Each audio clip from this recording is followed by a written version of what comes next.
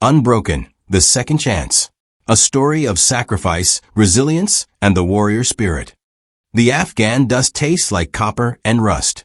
Staff Sergeant James Holloway had been in Helmand Province for 6 months, long enough to know what each sound meant. The crack of small arms fire. The thump of incoming mortars. The rotor blades of a medevac helicopter cutting through the burning air. But today, nothing sounded like what he expected. The compound was quiet when they should have been loud. Training day with the Afghan local police. 30 soldiers spread across the yard, running drills they'd practiced 100 times before.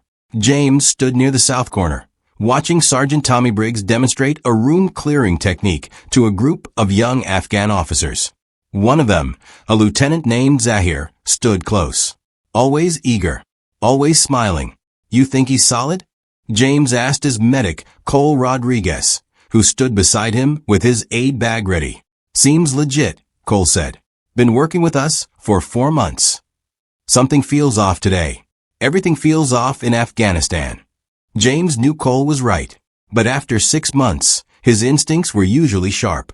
They'd kept him alive this long. He was about to say something when Zahir's hand moved. Not fast. Not obvious. But James had been a soldier long enough to recognize the moment when everything changed. His brain caught it before his body could process it. Zahir's rifle was coming up. The barrel was swinging toward Briggs. James didn't think. He moved. His legs pumped across 10 yards of dusty ground. His rifle was in his hands, but he didn't have time to aim. Didn't have time to think about anything except Briggs was about to die.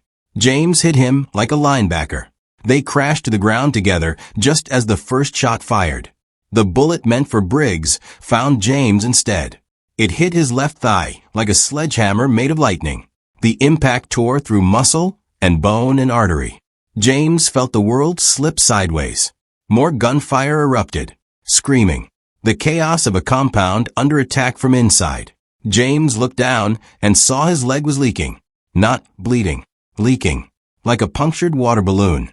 His life was draining into the Afghan dust. James is hit.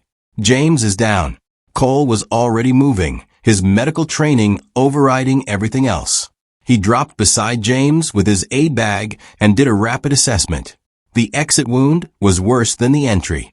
The bullet had tumbled inside his thigh, destroying everything it touched. Bone fragments, torn arteries, muscle shredded like it had been put through a wood chipper. "Tourniquet, now!" Cole shouted. Briggs was there, his face white with shock. He grabbed the tourniquet from Cole's hand and wrapped it around James's upper thigh. The pain was indescribable. James's back arched. His hands clawed at the ground. He wanted to scream, but there was no air in his lungs. "Hold on, brother," Cole said, his voice steady even though his hands were shaking. "Just hold on." More gunfire. Return fire from the American soldiers. Zahir went down. So did 2 other Afghan officers who'd been positioned with him. An ambush. A coordinated insider attack. James felt cold. Not from the desert air. From his body losing blood faster than it could think. "Medevac's 3 minutes out," someone screamed into a radio. 3 minutes. Could he last 3 minutes? His vision was narrowing. Darkening at the edges like someone was slowly turning down a dimmer switch. "Stay with me," Cole said, pressing hard on the wound. "You hear me? Stay with me, James." James tried to respond, but his mouth was full of copper. Then he heard it. The sound of rotor blades. The helicopter descending in a cloud of dust and possibility. Hands lifted him. Strapped him down. The world became motion and pain and the roar of the helicopter. The last thing James remembered was Cole shouting something. Then darkness. The machines were trying to kill him. That's what James thought when he woke up. Beeping. Hissing. Alarms going off for reasons he couldn't understand. The smell of antiseptic mixed with something darker. Something that smelled like death. A nurse appeared beside him. 40s. Eyes that had seen too much suffering. "Welcome back, Sergeant Holloway," she said quietly. James tried to speak. His throat felt like someone had replaced it with sandpaper. "Where?" he managed. "Bagram. ICU. You've been sedated for 22 hours. Bagram."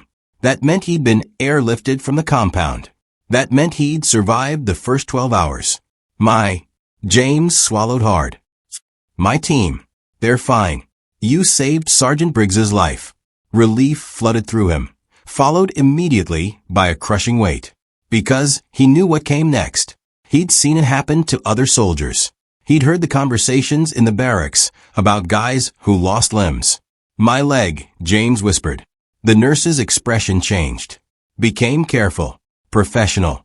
The look medical people get right before they tell you something that will break your world into before and after. I'll get the doctor, she said. James lay there in the darkness, machines beeping around him. And he already knew. He knew his leg was gone. He didn't know yet that his life was about to get a lot harder. Dr. Sarah Chun was matter-of-fact about it.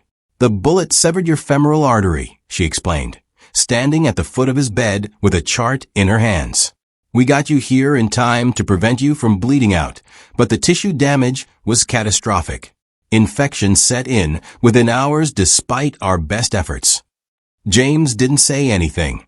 Couldn't say anything. We tried to save it, Dr. Chun continued. We really did. But the damage was too extensive. Keeping a dead limb attached would have put you at risk for sepsis, blood clots, permanent nerve damage. When? James's voice was barely a whisper. The surgery was 12 hours ago. Above the knee amputation. James closed his eyes. Above the knee. That meant no joint. No natural motion. Just a stump and whatever mechanical thing they'd bolt onto it. His career was over. His life, as he knew it, was over. He was 29 years old, and he'd lost everything that mattered. They sedated him again. When he woke, it was nighttime. His parents were sitting in chairs beside his bed. His mother was asleep, her head tilted back at an uncomfortable angle. His father was awake, staring at nothing. James tried to move, and pain exploded through his entire body. His father's head snapped up. You're awake, his dad said quietly. Yeah. His father stood and put his hand on James's shoulder. A solid grip. A father trying to hold his son together. You're going to be okay, his father said. I know it doesn't feel like it right now, but you are. James wanted to argue. Wanted to say that his life was over. That he was a soldier, and soldiers needed 2 legs, and he didn't have 2 legs anymore. But he was too tired. So he just closed his eyes and let the medication pull him back under. Germany was a blur of surgeries and physical therapy they said he wasn't ready for yet.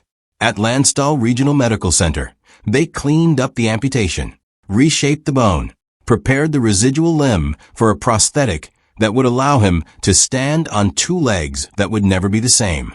A physical therapist named Sergeant First Class Michael Torres came to see him. We're going to start your rehabilitation as soon as you're stable enough, Torres said. It's going to be the hardest thing you've ever done. I've already done the hardest thing, James said. I lost my leg. No, Torres said quietly. That's the injury. Now comes the hard part. That's deciding what comes next. James didn't like that answer. But Torres was right, and he knew it. Walter Reed National Military Medical Center in December.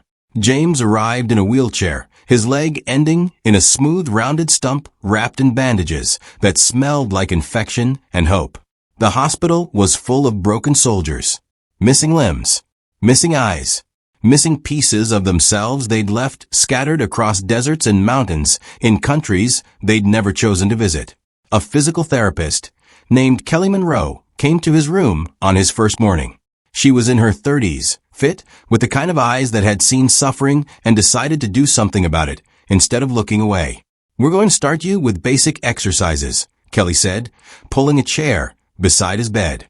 Nothing crazy, just gentle movements to maintain your strength and mobility while your residual limb continues to heal. How long? James asked. Until you're ready for a prosthetic? 3 to 4 months, minimum. Maybe longer if infection or complications develop. 3 to 4 months. That seemed like forever. The phantom pain started on the 5th night. James woke up gasping, his missing foot on fire. Except there was no foot, no fire. Just his brain, confused and sending pain signals to a limb that no longer existed. He hit the call button. A nurse came in, took one look at his face, and understood immediately. Phantom pain, she said, already preparing an injection. It's your nervous system still thinks your leg is there. It's sending pain signals even though the limb is gone. It should get better over time, but it might never completely go away. The medication helped. A little. But the pain lingered. A ghost haunting him. A reminder of what he'd lost. His prosthetist's name was Tom Bozeman, 50s. Built like a linebacker. Eyes that had fitted 100 amputees with legs and wasn't going to let one more become a statistic. You've got good length, Tom said, examining James's residual limb carefully. That'll help with control and balance. And you're healing well. No infections. Bone is strong. When do I get the leg? James asked. Soon. But we need to wait for the swelling to go down completely. Right now, your limb is still adjusting. Fitting you too early will cause problems, blisters, sores, pressure points that could delay your recovery months. I don't have months to wait. Tom looked at him. Yes, you do. And you're going to wait. Because if you don't do this right, you're going to end up back in this office in pain, unable to use your prosthetic. And then you'll have wasted even more time. We do this correctly, or we don't do it at all. James wanted to argue, but Tom was right. On the 92nd day after his amputation, Tom called him in for the fitting. Ready to meet your new leg? Tom asked. James's stomach churned. The prosthetic was sleek, carbon fiber, mechanical. It looked like something that had been engineered in a laboratory rather than something that was supposed to be part of his body. Tom helped James into a liner, then guided his residual limb into the socket. It felt tight, uncomfortable, foreign, like slipping his leg into someone else's skin. Stand up, Tom said. James stood. For the first time in 3 months, he was upright on 2 legs. Sort of. He wobbled, grabbed the parallel bars. Easy, Tom said. Don't rush it. James looked down at the prosthetic. It was part of him now, whether he liked it or not. Learning to walk was humiliating. James had been running 10-mile training runs with a 50-pound pack strapped to his back. Now he couldn't walk 10 feet without his entire body screaming for mercy. Kelly pushed him relentlessly. Again, she said. I can't. You can. Again. James gritted his teeth and tried. 1 step, 2 steps. His residual limb ached. His hip burned. His whole body trembled with effort. But he made it 5 feet before collapsing into his wheelchair. Good, Kelly said. That's not good. That's pathetic. That's progress. And progress is what we're building on. 3 weeks into learning to walk, James hit a wall. His residual limb was raw and bleeding. He'd been pushing too hard, ignoring the pain signals that were supposed to tell him to stop. Tom told him to take a break. James refused. They argued. James lost. Back in his room, he threw his prosthetic across the floor. It clattered against the wall with a hollow sound. James sat on the edge of his bed, breathing hard, his hands shaking with rage. He was so tired. Tired of the pain. Tired of the slow progress. Tired of feeling like he was moving backward instead of forward. His phone rang. Tommy Briggs. James almost didn't answer. But he did. Yeah. You sound like shit. I feel like shit. Talk to me. James told him everything. The phantom pain. The frustration. The feeling that he was fighting for something that would never happen. When he finished, there was silence on the line. Then Briggs spoke. You saved my life, James. You took a bullet that was meant for me. So here's what's going to happen. You're going to stop feeling sorry for yourself, and you're going to fight. Not survive. Fight. Because that's who you are. I am fighting. No. You're surviving. There's a difference. Fight to get back. Fight to prove them wrong. Fight because that's who you really are underneath all this pain. The line went dead. James sat there, staring at his phone. Briggs was right. He'd been surviving. It was time to actually fight. James wrote it down that night. Return to active duty. 3 words. Impossible words. But he folded the paper and put it in his wallet anyway. A promise to himself. He wasn't done. Not yet. 6 months after his amputation, Tom fitted James with a running blade. Lighter than the everyday prosthetic. More responsive. Designed for speed. Don't expect miracles, Tom warned. I'm not expecting anything, James said. I'm just trying to see if I can. Kelly took him to the track. Start slow, she said. James started moving. The first steps were awkward, uncoordinated.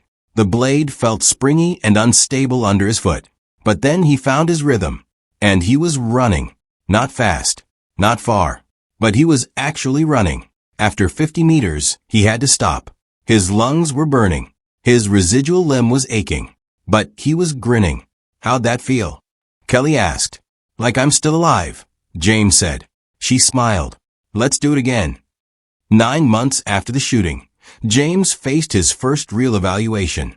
A panel of doctors and therapists watched as he walked, ran, climbed stairs, navigated obstacle courses. They asked questions, took notes, whispered to each other in medical terminology he couldn't quite understand. James stood there, his heart pounding, waiting for the verdict. Finally, Dr. Patricia Chun approached. You've made remarkable progress, Sergeant Holloway, she said. But, she smiled slightly. No, but. Medically, you're cleared for limited duty. Limited. James's heart sank. Support roles. Training. Advisory positions. Not combat operations. That's not what I want. I know. But current regulations regarding amputees in combat roles are very clear. Regulations can change, James said. Dr. Chin studied him carefully. They can. But it would take proving you can meet full operational standards. Same physical requirements as any other Special Forces soldier. Then let me prove it. She hesitated for a long moment. Then she nodded. I'll make some calls. The call came 2 weeks later. James could attempt the Special Forces PT test and a 12-mile ruck march. If he passed both, they would reconsider his case for full operational duty return. He had 3 months to prepare. James didn't waste a second. He trained like a man possessed. Up at 0500 every morning. Running. Lifting. Rucking with a 50-pound pack strapped to his back. His prosthetist made constant adjustments. His therapist designed specialized workouts that pushed him to the edge and then pushed him further. James pushed through pain that would have stopped most people. Pushed through doubt that whispered he was chasing something impossible. But he didn't stop. Because this wasn't just about him anymore. It was about every wounded warrior who'd been told they were done. The night before the test, James couldn't sleep. He lay in bed, staring at the ceiling, his mind racing with what-ifs. What if he failed? What if he passed and they still said no? What if everything he'd fought for meant nothing? His phone buzzed. A text from Briggs. Asterisk, you got this, brother. We'll all be there tomorrow, asterisk. Then one from his father. Proud of you no matter what happens. Then Kelly. Asterisk, you've already won. Tomorrow is just proof, asterisk. James read them over and over. He wasn't alone in this. He'd never been alone. He closed his eyes and finally slept. Fort Bragg. The sun was just coming up. James stood at the starting line, surrounded by evaluators and his old team. Briggs was there. Cole was there. Torres was there. They'd all come to watch. The PT test began. Push-ups. James maxed them. Sit-ups. Maxed. Pull-ups. His prosthetic threw off his balance, but he powered through anyway. Maxed. Then, the 2-mile run. The first mile felt good. His stride was strong. His breathing controlled. The second mile, pain exploded in his residual limb. Every step was agony. But James didn't slow down. He could hear Briggs shouting. Could feel every eye on him. He dug deeper than he'd ever gone in his life. And crossed the finish line at 13:38. Under the limit. He bent over, gasping, his vision swimming. But he'd done it. The ruck march was the next day. 12 miles. 50 pounds. 3-hour time limit. James's residual limb was already swollen from the run. But he strapped on his pack and started walking. Mile 1. Mile 2. Mile 3. By mile 4, he was bleeding into his liner. By mile 6, every step was torture. By mile 8, his vision was starting to blur from the pain. But he thought about Zahir. about the moment that changed everything. He thought about Briggs, alive, because James had moved faster than his own brain could process. He thought about every wounded warrior out there who'd been told they couldn't come back. And he kept moving. Briggs appeared beside him at mile 10. Almost there, brother. James couldn't speak, could barely breathe. But he nodded. Mile 11. James stumbled, nearly fell. Briggs caught him. I got you. Keep moving. Mile 12. The finish line. James crossed it at 2 hours and 52 minutes. 8 minutes under the limit. He collapsed. Medics rushed over, but James waved them off. I'm good, he gasped. He wasn't good, but he'd done it. He'd proven it was possible. 2 weeks later, the Special Operations Command made their decision. James sat in a conference room at Fort Bragg, his heart in his throat. The commanding general looked at him across the table. Sergeant Holloway, what you've accomplished is extraordinary. You've exceeded every standard we set for you. James held his breath.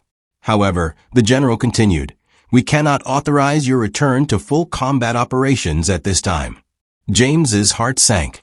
But, the general said, and there was something different in his voice now, we are authorizing something new.